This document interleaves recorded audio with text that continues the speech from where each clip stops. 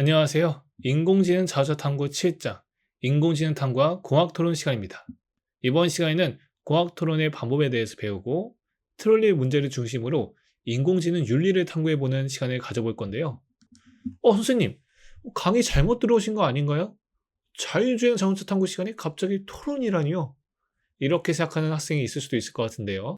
이번 강의를 끝까지 집중해서 듣고 나면 왜 우리가 갑자기 인공지능 자동차 탐구 시간에 토론에 대해서 다루는지, 자율주행 자동차를 둘러싼 공학적 토론에는 어떤 것이 있는지 알 수 있을 겁니다. 먼저 그 첫 번째 차시로는 공학 토론이란 무엇인지, 그 절차와 방법에 대해서 알아보도록 하겠습니다. 이번 시간의 학습 목표입니다. 이번 시간에는 링컨 더글라스 공학 토론의 형식을, 그 절차를 중심으로 알아보도록 하겠습니다. 우리가 토론을 할 때는 토론을 할 논제와 논제를 둘러싼 여러 쟁점들을 잘 파악해야지 토론에서 승리할 수 있는데요. 이번 시간에는 인공지능과 관련된 논제의 쟁점에 대해서 강한 인공지능, 약한 인공지능과 관련된 사고 실험을 중심으로 알아보도록 하겠습니다.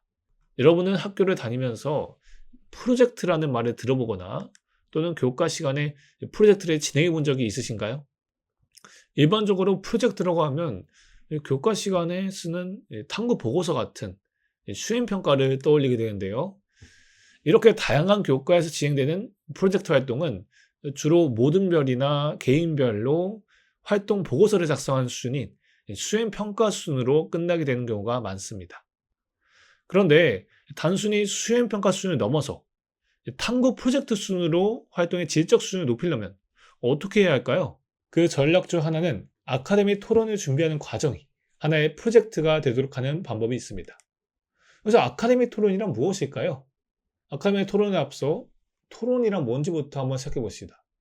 토론이란 어떤 한 논제에 대해서 찬성이나 반대로 나뉘어서 누가 옳은지를 논리적으로 따져보는 것을 말하는데요. 아카데미 토론이란 일정한 규칙과 절차를 준수하여 승패를 겨루는 방식으로 대부분의 공식 토론대회는 아카데미 토론 방식으로 진행됩니다. 보통 우리가 토론이라고 하면 다음과 같이 어떤 정책이나 사회 문제 등 인문사회 교과에서만 다루는 것으로 생각하기 일수인데요. 실제로 미국에서 흔행하고 있는 링컨 더글라스 토론이나 세다반시 토론 같은 아카데미 토론들은 대부분 인문사회 교과의 논제를 다루고 있습니다. 그렇다면 수학 교과나 과학 교과에서는 토론을 다룰 수가 없는 것일까요? 그렇지 않습니다. 바로 수학이나 과학 교과의 논제를 다룰 수 있는 공학 토론이 있기 때문입니다. 공학 토론에는 크게 두 가지 유형이 있는데요. 하나는 링컨과 더글라스가 했던 선거 토의 방식을 따온 단식 공학 토론인 에디 공학 토론이 있고요. 다른 하나로는 두 명이 한 팀이 되는 복식 공학 토론인 교차조사 토론, 시드 토론이 있습니다. 이 중 에디 공학 토론은 찬성과 반대 각 한 명씩 두 명으로만 진행할 수 있고 절차가 간편하기 때문에 수업 시간에 활용할 수 있는 교육용 공학 토론인데요. 시드 토론은 주로 대회용 공학 토론 형식에 해당합니다. 시드 토론에 대해서는 공학 커뮤니케이션 과목에서 주로 다루게 됩니다. 이번 시간에서 주로 알아볼 공학 토론 유형은 AD 공학 토론, 바로 링컨 더글라스 공학 토론인데요. 링컨 더글라스 공학 토론의 원형은 1858년 미국 일리노이주 상원 의원 선거에서 공화당 후보 에이브러햄 링컨과 현직 상원의원이었던 민주당 스티븐 더글라스가 노예제도 확장을 주제로 7개의 장소를 순회하며 주고받은 선거 연설입니다. 이 토의 형식은 스티븐 더글라스가 먼저 제안한 것으로 한 후보가 자신의 주장에 대해 60분 동안 연설을 진행하면 상대 후보가 90분 동안 반박하는 연설을 하고 또다시 처음 연설을 했던 후보가 40분 동안 재반박하는 구조로 이루어졌습니다. 링컨 더글라스 공학 토론은 이러한 링컨과 더글라스의 선거 연습 방식에서 시각 자료를 활용한 발표를 포함한 것인데요. 링컨 더글라스 공학 토론의 절차를 알아보자면 다음과 같습니다. 먼저 찬성 측 토론자는 미리 준비한 시각 자료 PPT를 활용하여 자신의 주장과 근거를 10분간 발표합니다. 반대측 반론자는 찬성 측의 발표를 잘 듣고 그 내용을 반영해서 미리 준비한 시각 자료를 수정할 수 있는 5분의 시간을 갖게 되는데요. 이후 15분간 찬성 측 토론자의 주장을 시각자료를 활용해 반박하는 반론을 펼치게 됩니다. 그런데 이렇게만 토론이 끝나게 된다면 찬성 측은 상대에게 먼저 패를 보여주고 반대 측에 반박만 당하고 끝나게 되므로 찬성 측 입장에서는 상당히 불리하게 느껴지겠죠. 따라서 LD 공화 토론에서는 반대 측 반론이 끝난 후 찬성 측 토론자에게 재반론할 수 있는 기회를 주는데요. 이때는 5분 동안 반대 측 토론자의 반론을 반영하여 PPT를 수정할 시간이 주어지고 이를 활용해 반대 측 토론자에게 5분간 재반론할 수 있는 시간이 주어집니다. 결과적으로 두 토론자의 PPT 수정 시간과 발표 시간을 더하면 모두 20분으로 동일한 시간이 주어지게 되는 것이죠. 찬성 측의 재반론이 끝나면 심사위원의 질문과 답변을 통해 승패를 결정하게 되는데요. 대토론의 경우에는 공정한 심사를 위해서 찬성 측과 반대 측을 바꾸어 2라운드를 진행한 후 1라운드 점수와 2라운드 점수를 합산하는 방식으로 승패를 결정할 수도 있습니다. 실제로 공학 토론의 원형이 된 링컨과 더글라스의 경우에도 여러 지역을 순회하면서 발표 순서를 바꾸어가며 선거 토의를 진행하였습니다. 다음의 표는 LD 공학 토론의 절차를 정리한 것인데요. 이때 발표를 수정하는 시간과 심사위원의 질문과 답변 시간을 제외한다면 총 30분 정도로 한 수업 시간 안에 토론을 진행할 수도 있습니다. 따라서 LD 공학 토론은 중고등학교 수업 시간에 활용할 수 있는 교육용 공학 토론인 것이죠. 그런데 이 공학 토론에서는 어떤 논제들에 대해서 다루게 될까요? 공학 토론에서 다루는 논제들은 주로 어떤 사안이 참이냐, 거짓이냐를 다루는 사실 논제에 해당하는데요. 예를 들어 유전자 조작은 인체 건강에 해롭다, 원자력 발전은 환경을 파괴하며 위험하다 등이 있습니다. 그런데 이러한 논제들은 주로 전문가끼리 다루는 학술 논쟁에 가깝기 때문에 실제로 여러분들이 토론을 진행하기에는 다소 어려움이 있을 수 있습니다. 이 때문에 실제 수업 시간에 이러한 논제들을 다루게 되면 대부분 전문가 의견을 조사해서 발표하는 수준에 그치는 경우가 많습니다. 따라서 공학 토론의 논제는 선행 연구나 전문가의 견해를 조사하는 것만으로는 해결하기 어려운 창의적인 내용이면서 학생들이 친숙하게 접근할 수 있는 참신한 논제여야 합니다. 그렇다면 공학 토론에서는 어떤 논제나 쟁점을 다루어야 학생들의 토론 능력과 공학적 사고 능력을 기를 수 있을까요? 그 방법 중 하나로는 바로 공학적 쟁점과 관련된 다양한 사고 실험들을 활용하는 방법이 있습니다. 여기서 사고 실험이란 무엇일까요? 사고 실험에 대해 자세히 알아보기에 앞서서 선생님이 준비한 사고 실험의 예시를 하나 보도록 하겠습니다. 한번 여러분이 조금 먼 미래에 있다고 한번 가정해 봅시다. 여러분은 화성에 가기 위해서 텔레트랜스포터라는 장치를 사용하게 되는데요.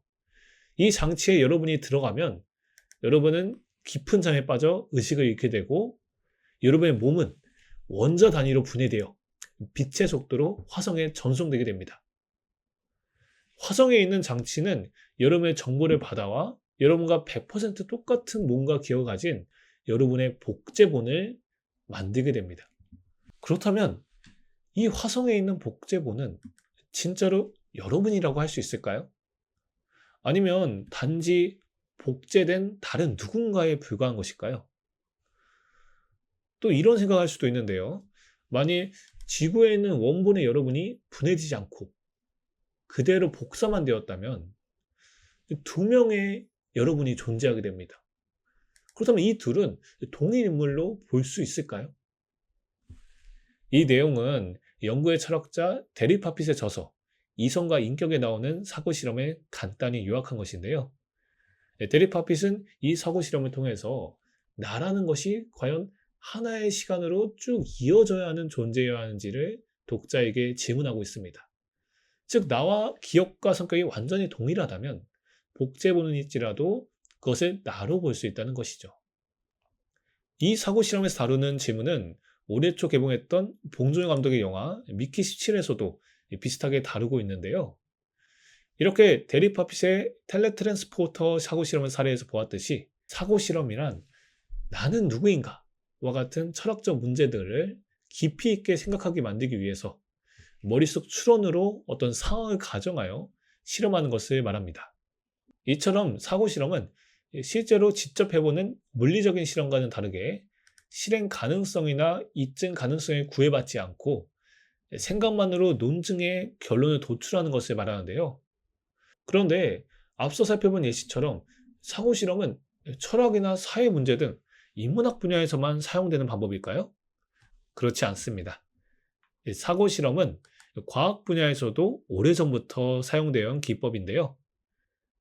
여러분도 한 번쯤 갈릴레오라는 과학자가 이 피사의 사탑에 올라 무거운 공과 가벼운 공을 떨어뜨려 두 물체가 같은 속도로 떨어진다는 사실을 발견했다는 이야기를 들어보신 적이 있으실 겁니다. 그런데 이는 사실 잘못 알려진 사실인데요.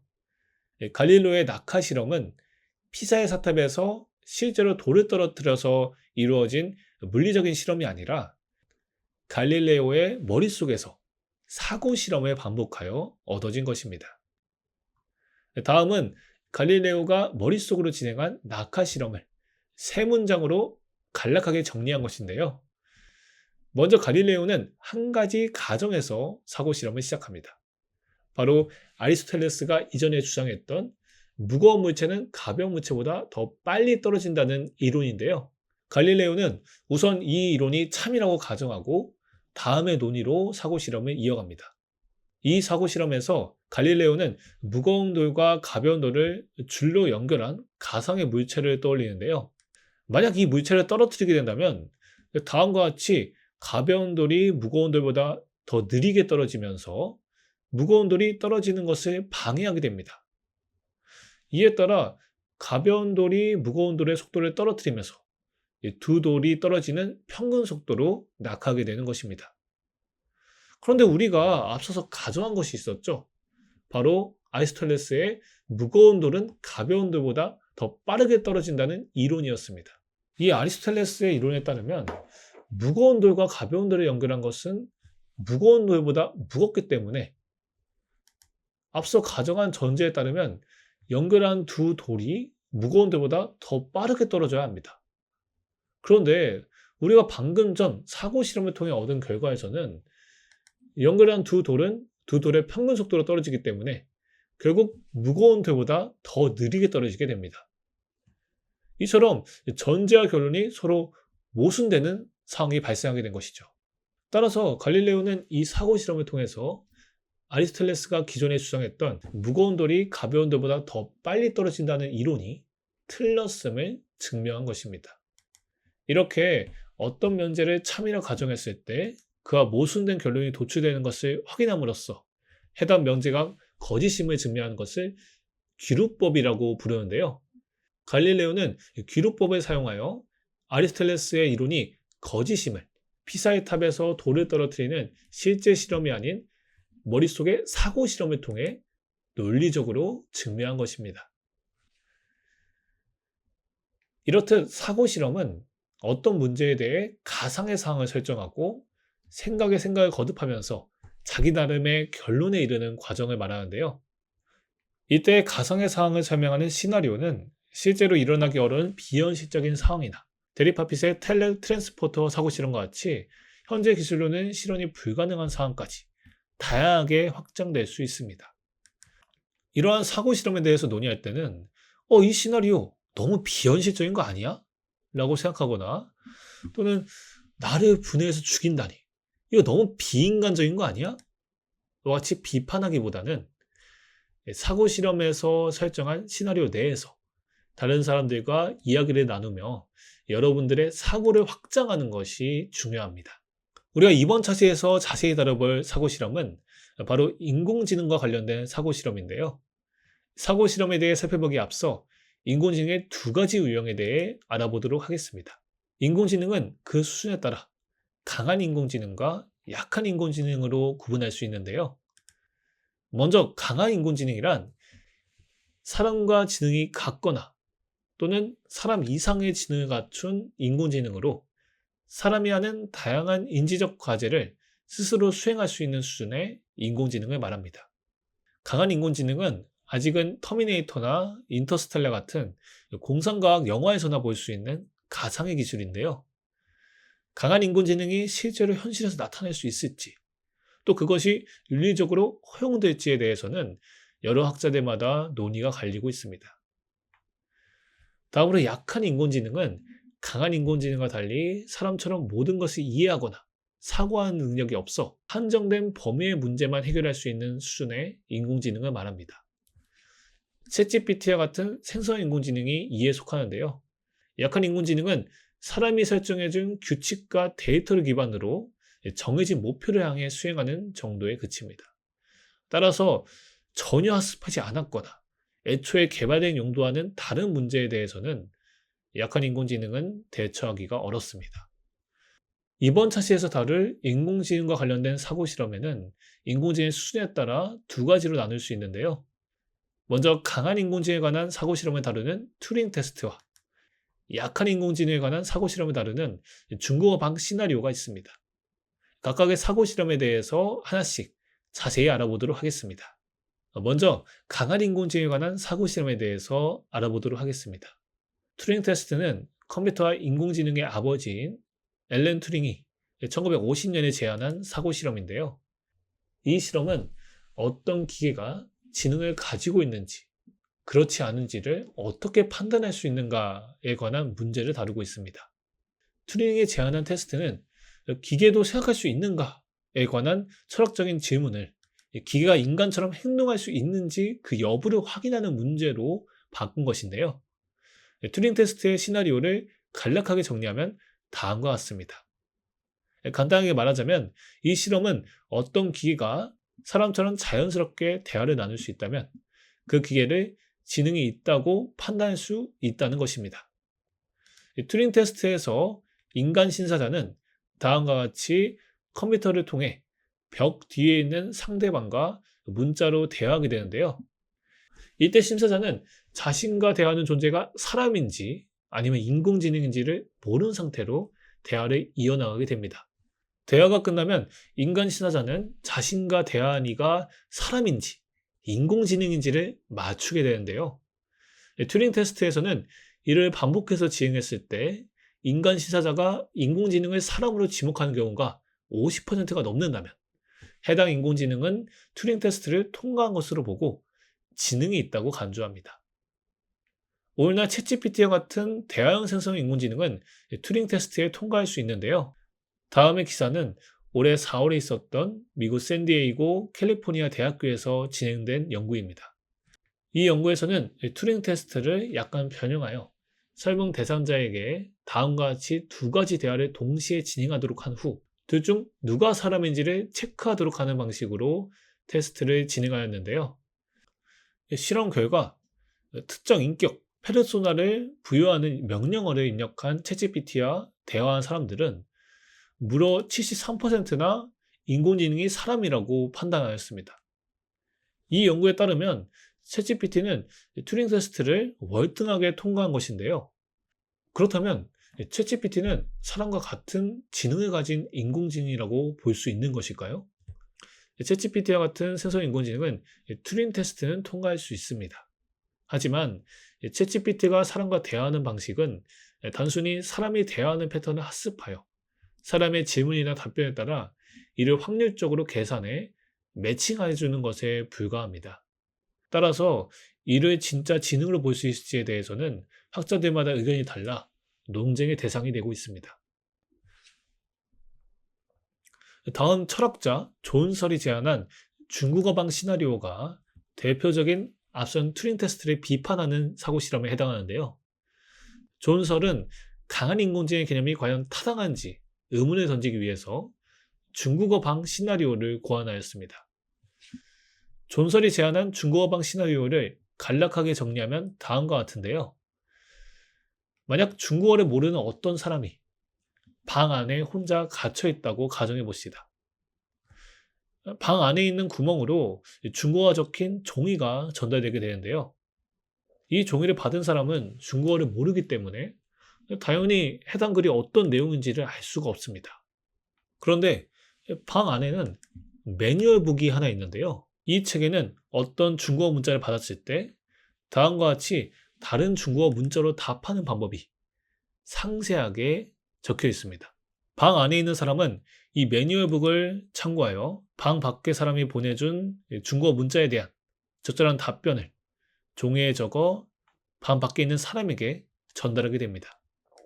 이 사고 실험 시나리오에서 방 밖에 있는 사람의 입장에서는 중국어로 쓴 문장에 대해 방 안에 있는 사람이 일관적이고 적절한 응답을 하는 것처럼 보이게 됩니다. 따라서 방 밖에 있는 사람이 볼 때는 방 안에 있는 사람이 중국어를 할 줄 아는 사람이다 라고 생각하게 되겠죠. 하지만 여러분도 앞서 시나리오에서 봤다시피 방 안에 있는 사람은 중국어에 대해 전혀 이해하지 못하고 있는 사람입니다. 단지 매뉴얼에 있는 기계적인 규칙에 따라 답하고 있을 뿐이죠. 정리하자면 중국어방 사고 실험에서 방 안에 있는 사람은 글에 적힌 기호의 의미는 전혀 이해하지 못하고 단지 기호에 따라 답하는 규칙에 따라 답하고 있을 뿐인 것입니다. 그런데 이러한 방식은 챗GPT와 같은 컴퓨터가 입력된 데이터를 처리해 어떤 결과물을 출력하는 방식과 유사한데요. 이 사고 실험에 따르면 챗GPT와 같은 생성 인공지능은 튜링 테스트를 통과하여 사람과 같이 대화할 수 있는 것처럼 보일지라도 실은 그 대화를 전혀 이해하지 못하고 있으며 단지 학습한 패턴과 규칙에 따라 답하고 있는 것에 불과하다는 것이죠.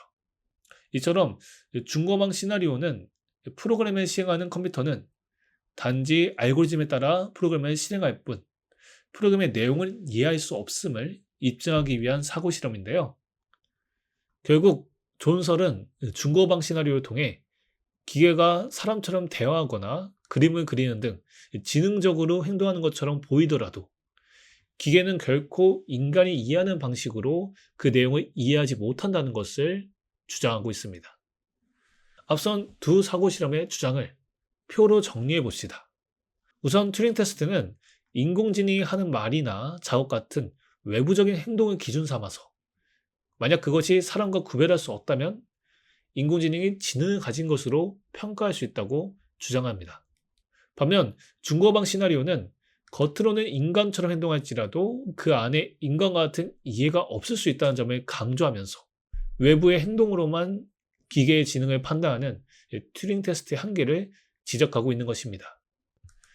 이러한 논의를 토대로 볼 때 챗GPT-4 오미와 같은 생성 인공지능은 튜링 테스트를 통과하기는 하였지만 강한 인공지능이라고 평가하기는 어렵습니다. 현재까지 알려진 기술로서는 강한 인공지능은 아직 공상과학 속의 존재인데요. 생성 인공지능은 글쓰기나 그림 그리기와 같은 특정한 작업이나 문제를 해결하는 데 최적화된 약한 인공지능 또는 좁은 인공지능에 불과합니다. 그렇다면 이러한 생성 인공지능의 다음 단계는 어떤 인공지능일까요? 바로 에이전틱 인공지능인데요. 에이전틱 인공지능이란 자율주행, 자동 주식거래 등과 같이 어떤 특정 목표를 달성하기 위해 자율적으로 행동하는 인공지능을 말합니다.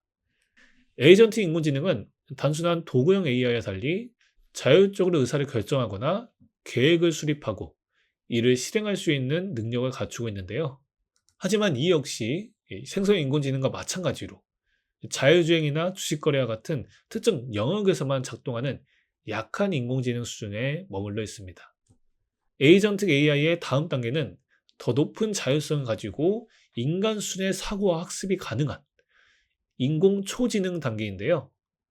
이러한 인공 초지능이 기술적으로 개발할 수 있다고 하더라도 과연 이 존재를 윤리적으로 어떻게 바라봐야 할지 또 과연 인류가 이 기술을 통제할 수 있을지에 대해서는 논쟁의 여지가 많습니다. 따라서 초지능을 기술적으로 구현하는 것 이전에 이를 어떤 방식으로 또 어떻게 발전시켜야 할지는 사회적 합의가 필요한 단계에 있습니다. 자, 지금까지 공학토론에서부터 시작하여 인공지능에 관한 사고실험까지 알아보았는데요. 탐구활동을 통해 오늘 배운 내용을 실습해 보도록 하겠습니다. 첫 번째 탐구활동은 교재 310페이지에 있는 링컨 더글라스 공학토론의 사례를 시청하고 그 절차와 특징에 대해 설명해 보는 것인데요. 교재 310페이지에서 311페이지에는 완전 자율주행 레벨 5 수준을 허용해야 한다를 논제로 하는 링컨 더글라스 공학토론의 절차가 안내되어 있습니다.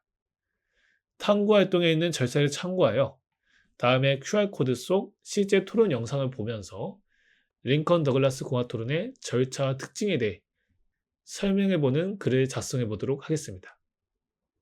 글을 작성하였으면 이를 다른 학생들에게 발표하면서 공유하는 시간을 가져보도록 하겠습니다.